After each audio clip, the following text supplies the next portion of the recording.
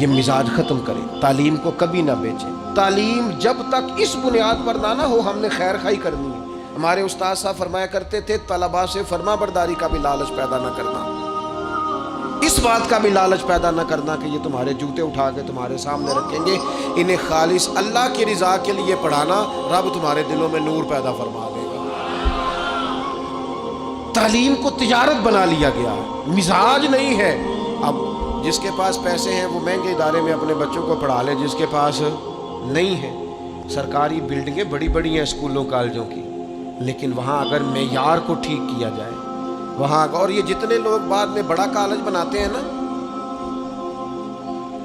یہ سارے سرکاری اسکول میں پڑھے ہوئے ہیں۔ یہ جو بعد میں کہتے ہیں نا کہ میں نے 4000 روپیہ فیس لینی ہے پہلی کلاس کی، یہ خود 3 روپیہ مہینہ دیا کرتے تھے۔ یعنی یہ جو آج کہتے ہیں نا جی تمہاری داخلہ فیس جو ہے وہ جانی ہے تو فلاں کاغذ بننے ہیں تو 40,000 جمع کرا دو، اور باپ بیچارہ کہہ رہا ہے قسطیں نہیں ہو سکتی، 2-4 قسطیں نہیں ہو سکتی۔ ان کے اپنا داخلہ 419 روپے گیا تھا جب انہوں نے میٹرک کیا تھا۔ کیوں ہم بھول گئے اس وقت کو کہ جب ہمیں تعلیم کی ضرورت تھی تو کشادہ تھا ہمارے لیے مسئلہ، اور ہم نے لوگوں کے لیے تعلیم کو تجارت کبھی نہ بنائیں، تعلیمی مزاج پیدا کریں۔ ہاں یہ میں آپ کو صحیح بتاتا ہوں کہ جہاں تعلیم مفت ہوتی ہے نا وہاں کچھ قدر کم ہوتی ہے، لیکن اب اس کو دیکھ کر کیا ہم ان چیزوں کی تجارت شروع کر دیں گے جو چیزیں ٹھیک نہیں؟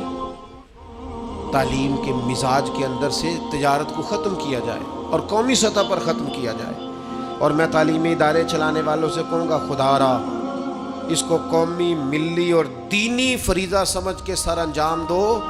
تم ان طالب علموں کی خدمت تو کر کے دیکھو، اللہ تمہارے دل کو راحت کتنی عطا فرماتا ہے، اللہ تمہیں سکون کتنا دیتا ہے۔ تم ان کے لیے آسانیاں فراہم کرو، بندوبست کرو، کوشش کرو، وسائل جمع کرو، جدوجہد۔ یہ بڑا مشکل کام ہوتا ہے، بڑا مشکل کام ہوتا ہے کسی کو جا کے یہ کہنا کہ میرے مدرسے کے ساتھ تعاون کر، اور اپنی جو آپ کی پرسنالٹی ہے اس کو کمزور کرنا، اور کسی کو تعاون کس کے لیے کرانا؟ ادارے کے لیے، اپنی شخصیت کو تھوڑا سا کمزور کر کے، لیکن کام بڑا اونچا ہے، ڈیوٹی بڑی اونچی۔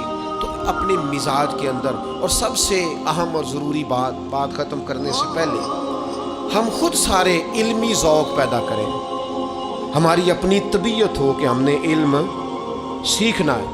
جب ہم خود علمی ذوق پیدا کریں گے، مزاج علمی بنائیں گے، طبیعت علمی بنائیں گے، تو آپ یقین کریں کہ خود بخود علم پھیلے گا۔ نبی پاک صلی اللہ تعالیٰ علیہ وسلم کے کبار صحابہ جو تھے ان کا مزاج علمی تھا، ان کی طبیعت علمی تھی۔ حضرت سیدنا جابر ابن عبداللہ رضی اللہ تعالیٰ عنہ کو پتہ چلا، اب انہوں نے بھی حضور کے سامنے وقت گزارا تھا، ان کو پتہ چلا کہ مصر میں ایک صحابی ہیں حضرت عبداللہ بن انیس رضی اللہ تعالیٰ عنہ، ان کے پاس حضور کی ایک حدیث موجود ہے۔ تو حضرت جابر ابن عبداللہ نے نیا گھوڑا خریدا، اس پر آپ نے کجاوا ڈالا اور اسپیشل سفر طے کر کے نا تو مصر گئے۔ پہلے تو دروازے پہ دستک دی تو باہر جو آیا اسے جا کے کہنے لگے ان سے کہو جابر ابن عبداللہ ہیں مدینہ شریف سے۔ حضرت عبداللہ ابن انیس کو اندر جب خبر ملی وہ آیا تو فرمایا جاؤ جا کے دوبارہ پتہ کرو واقعی جابر بن عبداللہ میرے گھر آ گئے، جا کے پتہ کرو سماعت نے صحیح سنا۔ تو باہر جا کے سنا، کہا جی وہ واقعی وہ دوڑے آئے، کہا جناب اتنی مہربانی۔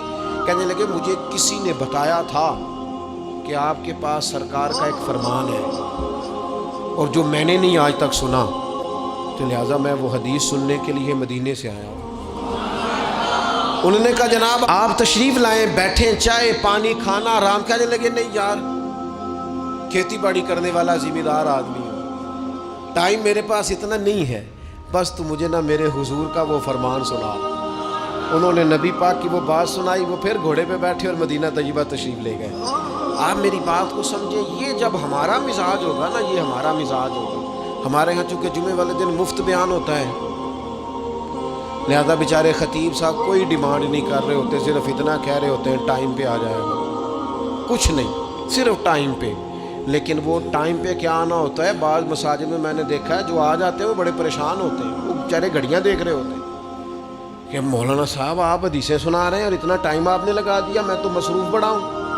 مطلب آپ کی روایتیں سناتے سناتے اگر 15 خبریں رہ گئی تو وہ تو پتہ نہیں ملک میں کیا ہو جائے گا۔ آپ کے خبریں سننے، دیکھنے، تبصرہ کرنے سے کوئی انقلاب آنے والا نہیں ہے۔